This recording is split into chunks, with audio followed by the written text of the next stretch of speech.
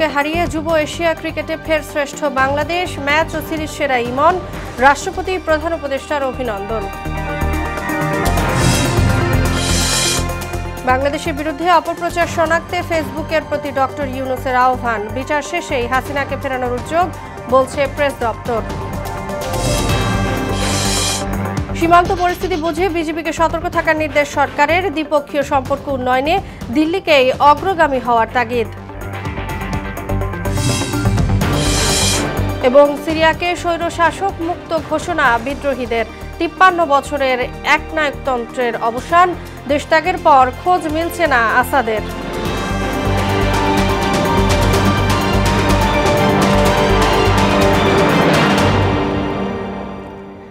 আসসালামু আলাইকুম, সবাইকে মোহনা সংবাদে স্বাগত। শুনছিলেন শিরোনাম, সঙ্গে আছি তাসনুবা বিনতে তাহের। এবার বিস্তারিত। শুরুতেই বাংলাদেশ যুবাদের ভারত বধের খবর। যুব এশিয়া কাপের ফাইনালে ভারতকে ৫৯ রানে হারিয়েছে বাংলাদেশ। এ নিয়ে টানা দ্বিতীয়বারের মতো শিরোপা ঘরে তুলল টাইগার যুবারা। ম্যাচ ও সিরিজ সেরা হয়েছেন ইকবাল হোসেন ইমন। টাইগার যুবাদের শুভেচ্ছা জানিয়েছেন প্রধান উপদেষ্টা ডক্টর মোহাম্মদ ইউনূস। এছাড়া যুব ও ক্রীড়া উপদেষ্টার পাশাপাশি বিভিন্ন ফেডারেশনও অভিনন্দন জানিয়েছে টাইগার যুবাদের।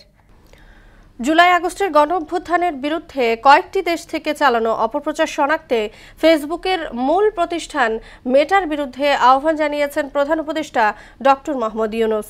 বিকেলে রাষ্ট্রীয় অতিথি ভবন যমুনায় মেটার মানবাধিকার নীতি বিষয়ক পরিচালক মিরান্ডা সিসন্স সৌজন্য সাক্ষাৎ এলে একথা বলেন তিনি। প্রধান উপদেষ্টা জানান, ব্যাপক অপপ্রচার চলছে এবং বাংলাদেশই তার ভুক্তভোগী। মিরান্ডা সিসন্স বলেন, মেটা প্ল্যাটফর্ম ব্যবহার করে কেউ যাতে ভুল তথ্য ছড়াতে না পারে সে বিষয়ে সতর্কতা নেওয়া হয়েছে।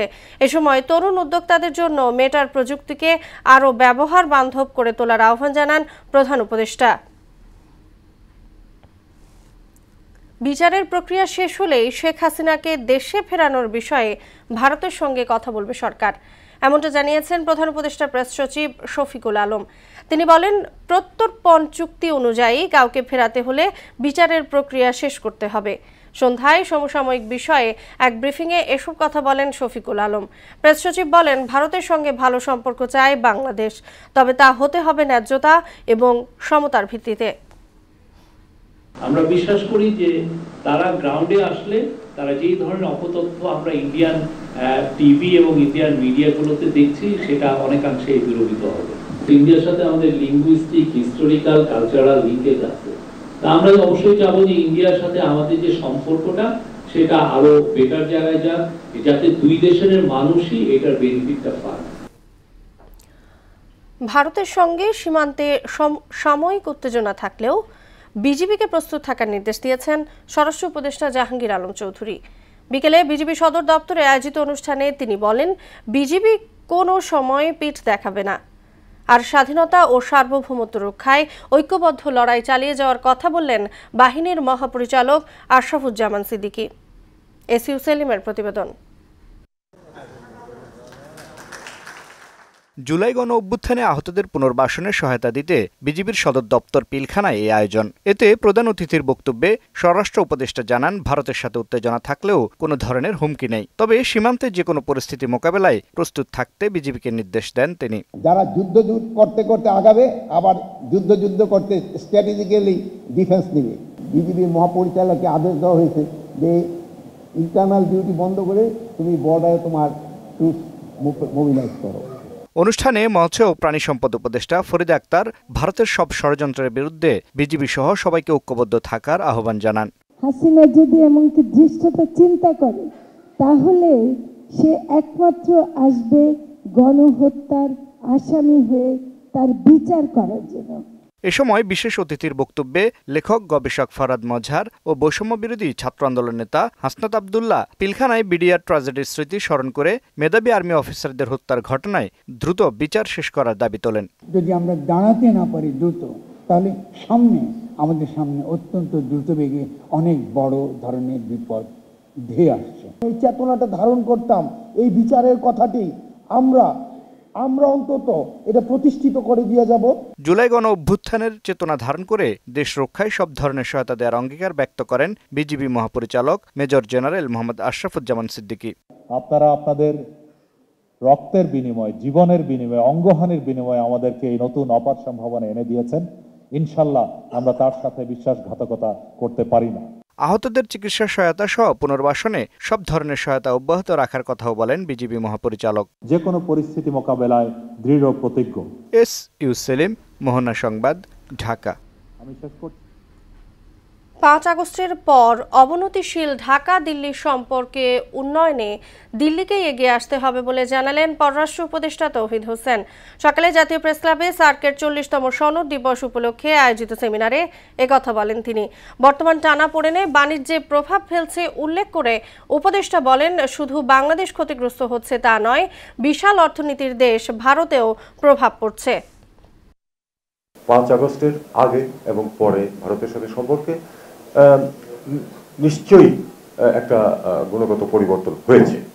এটা মেনে নিয়ে আমাদেরকে চেষ্টা করতে হবে সম্পর্ককে এগিয়ে নিতে। শুরু হোক একটা সচিব পর্যায়ের বৈঠক দিয়ে, যেটা কিন্তু গত 10 বছরে হয়নি, এবং তারপরে আমরা দেখি যে এটা কিভাবে উত্তরোত্তর উপরের পর্যায়ে নিয়ে গিয়ে আমরা সামিটে পৌঁছতে পারি।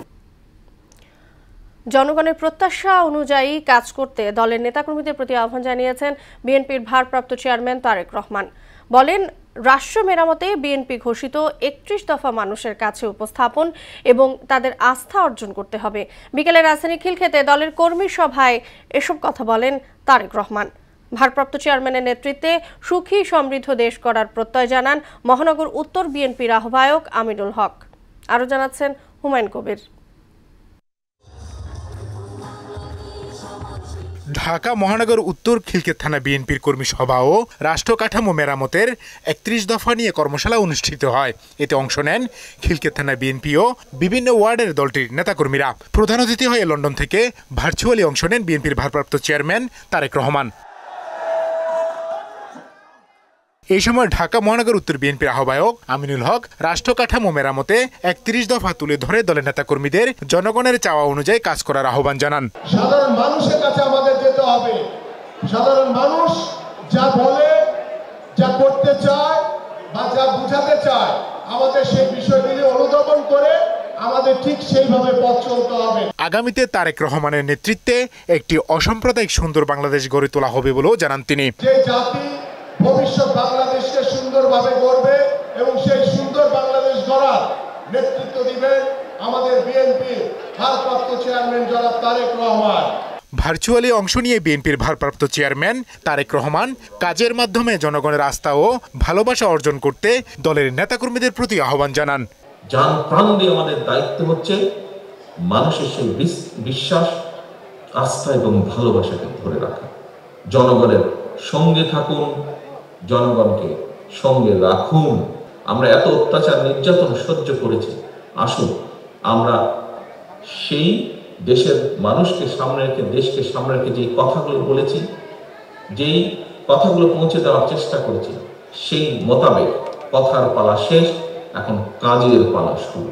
রাষ্ট্র কাঠামো মেরামতে 31 দফা জনগণের কাছে তুলে ধরতে দলের নেতাকর্মীদের প্রতি আহ্বানও জানান তারেক রহমান।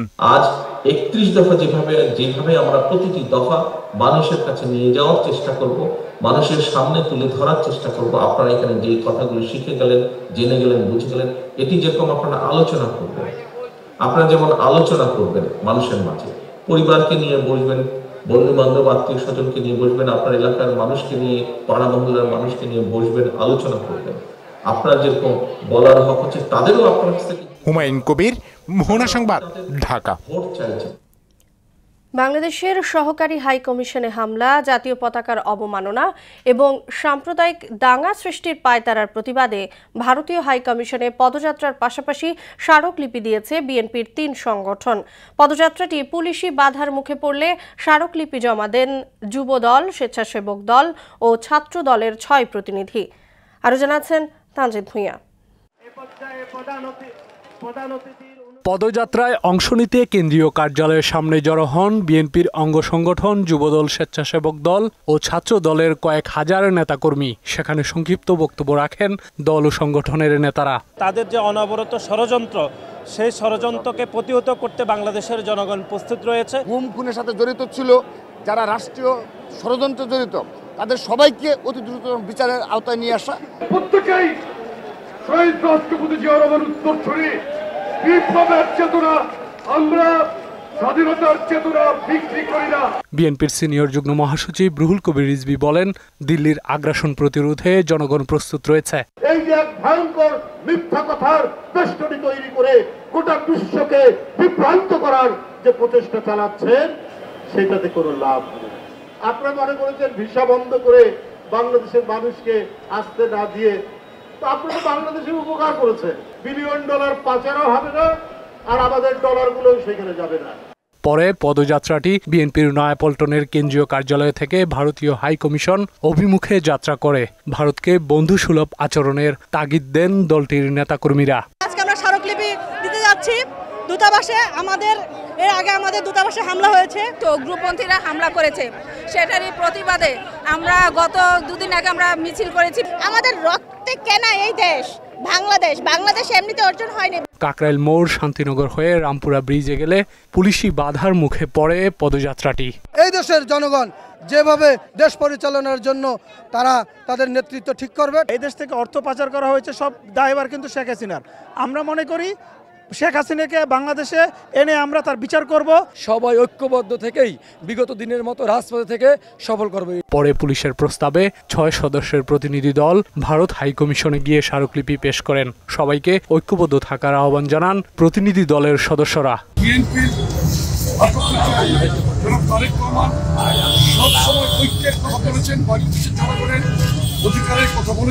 বাংলাদেশ সম্পর্কে ভারতকে সঠিক তথ্য প্রচারের আহ্বান জানিয়ে নেতারা বলেন, বিএনপি সবসময় জনগণের পাশে থাকবে। তানজিদ ভুইয়া, মোহনা সংবাদ, ঢাকা। প্রায় 2 সপ্তাহ ধরে রাজধানীর খুচরা বাজার থেকে উধাও বোতলজাত সয়াবিন তেল। 2-1 দোকানে সেটি মিললেও বাড়তি দামের পাশাপাশি বিক্রিতে শর্ত জুড়ে দিচ্ছেন দোকানিরা। এতে চরম ভোগান্তিতে ক্রেতারা। পরিস্থিতির জন্য মিল মালিকদের সিন্ডিকেটকে দায়ী করছেন ব্যবসায়ীরা। এই সিন্ডিকেট নিয়ন্ত্রণ করতে না পারলে বাজার নিয়ন্ত্রণও সম্ভব নয় বলে মনে করেন বিশিষ্টজনরা। আরও জানাচ্ছেন উষা ফেরদৌস। বলি ভাই, বোতল যেটা আছে আধা কেজি দেন, মার্কেটে নাই, বড়টা দেন, দাম বেশি। আমি তো মনে করি এখন তেল না খায় পানি খাওয়া দরকার। 190 টাকা কেজি পাম অয়েল, সয়াবিন তেল, তাহলে মানুষ কি খেয়ে বাঁচবো? সয়াবিন তেলের জন্য এমন হাহাকার বাজারে আসা ক্রেতার। সরকার ভোজ্য তেলের আমদানিতে মূল্য সংযোজন কর 10 থেকে কমিয়ে 5% করেছে। এতে করে বাজারে তেলের দাম কমার কথা থাকলেও বাজারের চিত্র উল্টো। পুরো বাজার ঘুরছি, মনে করেন 2 লিটার তেল কোথাও পাইনি, 1 লিটার তেলও পাইনি। 5 লিটার তো নিতে আসছি, পাওয়াই যাইতেছে না মার্কেটে। কোম্পানি যে বোতলজাত না দেয় তাহলে এরা দিব। বোতলজাত তেল উধাও হওয়ায় চাপ বেড়েছে খোলা তেলে। সেই সুযোগে এর দামও বাড়ছে হু হু করে। 1 সপ্তাহের ব্যবধানে এর দাম বেড়েছে লিটারে অন্তত 10 টাকা। খোলা সয়াবিনটা নেই, আপনি আসলে আগে 170 টাকা, এখন হচ্ছে আপনি 190 টাকা। খোলা সয়াবিনটা একটু বাড়ছে ওই তুলনায়, যেহেতু ইনটেক গুলা প্যাকেট গুলা নাই মার্কেটে। 180 টাকা কেজি, এখন কালকে থেকে আজকে বেড়ে গেছে, 5 টাকা বেড়ে গেছে। দেশে 1 মাসে তেলের চাহিদা 1,83,333 টন। এই হিসেবে বর্তমানে যে মজুত আছে তা দিয়ে আরো 2 মাস চলার কথা। তারপরও সরবরাহে কৃত্রিম সংকট সৃষ্টি করায় প্রভাব পড়ছে খুচরা বাজারে। 5 লিটার সরিষার তেল আছে, এটার সাথে কিছু সয়াবিন দেয়, শুধু সয়াবিন দেয় না। প্রোডাকশন শর্ট, সব কোম্পানির প্রোডাকশন শর্ট। সংকট করার মূল কারণ হলো তাদের রেট বাড়িতে হবে। বাংলাদেশে 2-2বার বাংলাদেশে আমার ব্যবসা করার পর থেকে যখনই ট্যাক্স কমানো হয় তখনই তেলের বোতলের দাম কমে যায়। বরঞ্চ এই ফিরে 2-2বার ট্যাক্স কমানোর পরে উল্টা যে জায়গায় তেল যে দাম ছিল সেই জায়গায় আছে, কিন্তু বরঞ্চ এখন তেল শর্ট করে ফেলছে। এই যে তেলগুলো স্টক হয়ে যাচ্ছে, এই স্টক ভাঙার জন্য তো সরকার কোনো পদক্ষেপ নেই। সংকটের শুরুতেই এলসি খোলার হারও আমদানি পরিস্থিতি নজরদারির পাশাপাশি সিন্ডিকেট নিয়ন্ত্রণের পরামর্শ দিলেন এই বিশিষ্টজন। এই সিন্ডিকেট করলে আপনাকে 7 দিনের জেল দেওয়া হবে, 3 মাসের জেল দেওয়া হবে। একজন মানুষ মনে করে আমি 100 কোটি টাকা ইনকাম করে 6 মাস জেল খাটলে আমার লাইফের কিছুই হবে না, কারণ সে তখন তার মানুষ সম্মানের বিষয়টা চিন্তাই করে নাই। সে তো করাপশন করে 100 কোটি ইনকাম করলো। বাংলাদেশে ব্যবসায়ীরা এই 5 বছর 7 বছরে 1000 কোটি টাকার মালিক হয়, যেটা পৃথিবীর কোথাও সম্ভব না। আইনের প্রয়োগটা কম, আমাদের পলিসিগুলো রিভিউ করা দরকার। একই সঙ্গে খুচরা বাজারের পাশাপাশি মিলেও তদারকি তাগিদ দেন তিনি। পলিসিটা রিভিউ করা প্রয়োজন। উষা ফেরদৌস, মোহনা সংবাদ, ঢাকা। দেশের বাইরের খবর। বাশার আল আসাদের পলায়নের পর সিরিয়াকে স্বৈরশাসক মুক্ত ঘোষণা করেছে বিদ্রোহীরা। আসাদ পরিবার তথা বাপ ছেলের টানা 53 বছরের একনায়কতন্ত্র অবসান হওয়ায় রাজপথে উল্লাসে মাতেন সর্বস্তরের জনতা। প্রেসিডেন্ট আসাদ কোথায় গেছেন বা অবস্থান করছেন তা এখনো অজানা। বিস্তারিত নাসিমুল বারী সৌরভের প্রতিবেদনে। দামেস্কো এখন আসাদ মুক্ত। বিদ্রোহীরা এভাবেই তালে তালে স্লোগান তুলছে দামেস্কো শহরে। গণহত্যা, গৃহযুদ্ধ ও মানবাধিকার লঙ্ঘনের মধ্য দিয়ে বাবা ছেলে প্রায় 53 বছর টানা ক্ষমতার স্বাদ গ্রহণ করেছেন। অবশেষে ক্ষমতাচ্যুত হয়ে ব্যক্তিগত উড়োজাহাজে রাজধানী দামেস্কো ছেড়েছেন আসাদ। দামেস্কো ছাড়লেও কোথায় আছেন আসাদ জানেন না কেউই। বিমানবন্দর কর্তৃপক্ষ বলছে সিরিয়ান এয়ার 9218 ফ্লাইটটি দামেস্কো থেকে ওরাল দেওয়া সবশেষ ফ্লাইট। স্বাধীন সংস্থা ফ্লাইট রাডার 24 এর তথ্য মতে দামেস্কো থেকে ছাড়া ইলিউশন 75 উড়োজাহাজটি প্রথমে উপকূলীয় অঞ্চলের দিকে উড়ে যায়, পরে ইউটার্ন নেওয়ার কয়েক মিনিট পর সেটি অদৃশ্য হয়ে যায়। সে সময় বিমানটি হোম শহরের ওপর ছিল বলে আল জাজিরার খবরে বলা হয়েছে। ওই উড়োজাহাজে সিরিয়ার প্রেসিডেন্ট বাশার আল আসাদ ছিলেন কিনা রয়টার্স তা নিশ্চিত করতে পারেনি। তবে সিরিয়ার সেনাবাহিনীর 2 জ্যেষ্ঠ কর্মকর্তা রয়টার্সকে বলেন, রোববার স্থানীয় সময় ভোরে উড়োজাহাজে দামেস্কো ছেড়েছেন আসাদ। তখন তারা বলেছিলেন আসাদের গন্তব্য কোথায় তা জানা নেই। একদিন আগেই সিরিয়ার বিদ্রোহীদের দ্রুত গতিতে দামেস্কের দিকে এগিয়ে আসার খবর মেলে। তার আগে তারা কৌশলগত গুরুত্বপূর্ণ শহর হোম সহ বেশ কিছু উপশহর নিয়ন্ত্রণে নেয়। স্থানীয় সময় রোববার ভোরের দিকে রাজধানীতে ঢুকে পড়ে তারা। অবস্থা বেগতিক দেখে দ্রুত সটকে পড়েন প্রেসিডেন্ট বাশার আল আসাদ। নাসিমুল বারী সৌরভ, মোহনা সংবাদ। 24 ঘন্টায় ডেঙ্গুতে আরও 7 জনের মৃত্যু হয়েছে। এ সময় সারা দেশের হাসপাতালে ভর্তি হয়েছে 596 জন ডেঙ্গু রোগী। স্বাস্থ্য অধিদপ্তরের হেলথ ইমার্জেন্সি অপারেশন সেন্টার ও কন্ট্রোল রুম থেকে পাঠানো ডেঙ্গু বিষয়ক এক প্রেস বিজ্ঞপ্তিতে এ তথ্য জানানো হয়। এতে বলা হয়, বরিশাল বিভাগে 31, চট্টগ্রামে 67, 2 সিটি কর্পোরেশন সহ ঢাকা বিভাগে 364, খুলনায় 72, ময়মনসিংহে 20, রাজশাহীতে 32, রংপুরে 8 এবং সিলেট বিভাগে 2 জন ডেঙ্গু নিয়ে হাসপাতালে ভর্তি হয়েছে। ক্ষমতা পাকাপোক্ত করতেই আওয়ামী লীগ সরকার দুদককে অকার্যকর ও ব্যর্থ প্রতিষ্ঠানে পরিণত করেছিল বলে অভিযোগ করলেন টিআইবির নির্বাহী পরিচালক ইফতেখারুজ্জামান। সকালে রাজধানীতে এক অনুষ্ঠানে সংস্থাটিকে রাজনৈতিক প্রভাব মুক্ত করার তাগিদও দেন তিনি। মুনতাসির মামুনের প্রতিবেদন। বিশ্ব দুর্নীতি বিরোধী দিবস উপলক্ষে রাজধানীর মানিক মিয়া এভিনিউতে মানববন্ধনের আয়োজন করে দুর্নীতি বিরোধী সংস্থা ট্রান্সপারেন্সি ইন্টারন্যাশনাল বাংলাদেশ টিআইবি। এতে যোগ দেন প্রতিষ্ঠানের নির্বাহী পরিচালক ইফতেখারুজ্জামান। তার মধ্যে আন্তর্জাতিক দুর্নীতি বিরোধী দিবস। তিনি বলেন, বিগত 16 বছর দেশে প্রতিটি সেক্টরই দুর্নীতিগ্রস্ত ছিল। এর অংশ হিসেবে দুদককেও অকার্যকর প্রতিষ্ঠানে পরিণত করেছিল আওয়ামী লীগ সরকার। দুর্নীতি থেকে বাঁচাতে খোদ দুদককেই দুর্নীতিমুক্ত করতে হবে। জাতির প্রত্যাশা অনুযায়ী যৌক্তিকভাবে অন্তর্বর্তীকালীন সরকার যে সমস্ত ক্ষেত্র এবং খাতগুলোতে বা প্রতিষ্ঠানগুলোতে সংস্কার কার্যক্রম গ্রহণ করেছে, তার মধ্যে অন্যতম দুর্নীতি বিরোধী যে কার্যক্রম, বিশেষ করে দুর্নীতি দমন কমিশনের সংস্কার। সেবা খাত নজিরবিহীন দুর্নীতিতে নিমজ্জিত ছিল উল্লেখ করে ইফতেখারুজ্জামান বলেন, সরকারি সেবায় 15 বছরে 1.5 লাখ কোটি টাকা ঘুষ লেনদেনের জেরেই দেশের আর্থিক খাত আজ খাদের কিনারায়। আমরা এমন দুর্নীতি দমন কমিশন চাই যেখানে নেতৃত্ব পর্যায় থেকে শুরু করে সকল পর্যায়ে কোনো প্রকার দলীয় রাজনৈতিক প্রভাবমুক্ত পরিবেশ থাকবে না। দলীয় রাজনৈতিক মুক্ত পরিবেশ নিশ্চিত করা হবে। বিশেষ করে আমি রিপিট করব, বিশেষ করে কমিশন নিয়োগের ক্ষেত্রে কোনো প্রকার দলীয় প্রভাবী অবনত ব্যক্তিদেরকে কোনো অবস্থায় নিয়োগ দেওয়া না হয়। দুদক সংস্কার ধারাবাহিকতা বজায় রাখার পরামর্শ দেন সংস্কার কমিটির প্রধান ইফতেখারুজ্জামান। মুনতাসির মামুন, মোহনা সংবাদ, ঢাকা। বিগত বছরগুলোর মতো এবছর 1 জানুয়ারিতে বই উৎসব হচ্ছে না, তবে জানুয়ারি মাসের মধ্যে শিক্ষার্থীদের হাতে বই তুলে দেওয়া হবে বলে জানিয়েছেন প্রাথমিক ও গণশিক্ষা উপদেষ্টা বিধান রঞ্জন রায়। খুলনার বিভাগীয় পর্যায়ের কর্মকর্তাদের সঙ্গে মতবিনিময় শেষে কিছু অধ্যায় পরিমার্জন ও পরিবর্তনের কারণে বই ছাপাতে দেরি হয়েছে বলেও জানান তিনি। সারা দেশের সব শ্রেণীর পাঠকদের বই পড়ার সুযোগ আরও বিস্তৃত করতে এবছর 28টি জেলায় ব্যক্তি প্রতিষ্ঠান বা সমন্বিত উদ্যোগে গড়ে ওঠা 393টি লাইব্রেরির পাঠকদের কাছে 1,20,000 বই পৌঁছে দিয়েছে বিকাশ। সহযোগিতায় ছিল প্রথম আলো ট্রাস্ট। গত কয়েক বছরের ধারাবাহিকতায় এবছরও ফেব্রুয়ারিতে অনুষ্ঠিত অমর 21 বইমেলা প্রাঙ্গণে আসা লেখক, পাঠক, দর্শনার্থীদের কাছ থেকে বই সংগ্রহ করে বিকাশ। মেধার বিকাশ ঢাকায় কে স্লোগানে পরিচালিত হয় এ বছরের বই সংগ্রহ কার্যক্রম। ব্যাপক সাফল্য অর্জনের মধ্য দিয়ে শেষ হলো ওয়ালটন আয়োজিত একক বৃহৎ শিল্পমেলা অ্যাডভান্স টেকনোলজি সলিউশন বা ATS। মেলায় স্থানীয় ও বহুজাতিক বিভিন্ন প্রতিষ্ঠানের কাছ থেকে প্রায় 350 কোটি টাকার ক্রয়াদেশ পেয়েছে ওয়ালটন। বসুন্ধরা আন্তর্জাতিক কনভেনশন সিটি হল 3-এ আয়োজিত ATS এক্সপো 2024-এর সমাপনী অনুষ্ঠানে আয়োজক প্রতিষ্ঠান ওয়ালটন এই তথ্য জানায়। সমাপনী অনুষ্ঠানে প্রধান অতিথি হিসেবে উপস্থিত ছিলেন অন্তর্বর্তী সরকারের বাণিজ্য এবং বস্ত্র ও পাট উপদেষ্টা শেখ বশির উদ্দিন।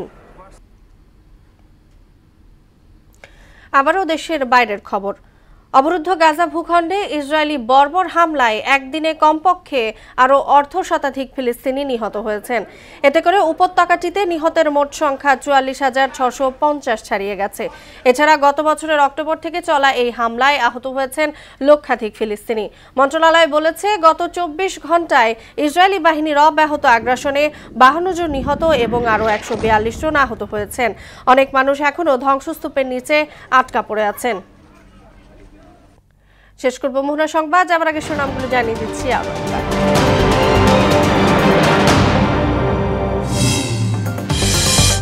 ভারতকে হারিয়ে যুব এশিয়া ক্রিকেটে ফের শ্রেষ্ঠ বাংলাদেশ।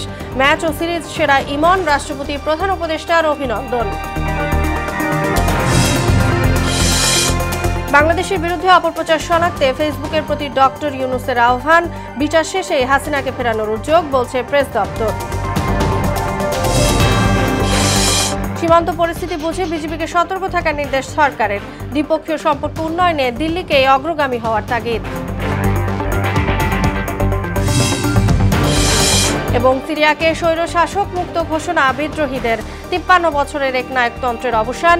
দেশত্যাগের পর খোঁজ মিলছে না আসাদের। এই ছিল মোহনা সংবাদে। পরবর্তী সংবাদ রাত 12:30টায়। মোহনার সবশেষ খবর জানতে ভিজিট করুন www.mohona.tv। সংবাদ দেখতে পারেন ফেসবুক ও ইউটিউবেও। এতক্ষণ সঙ্গে থাকার জন্য সবাইকে ধন্যবাদ।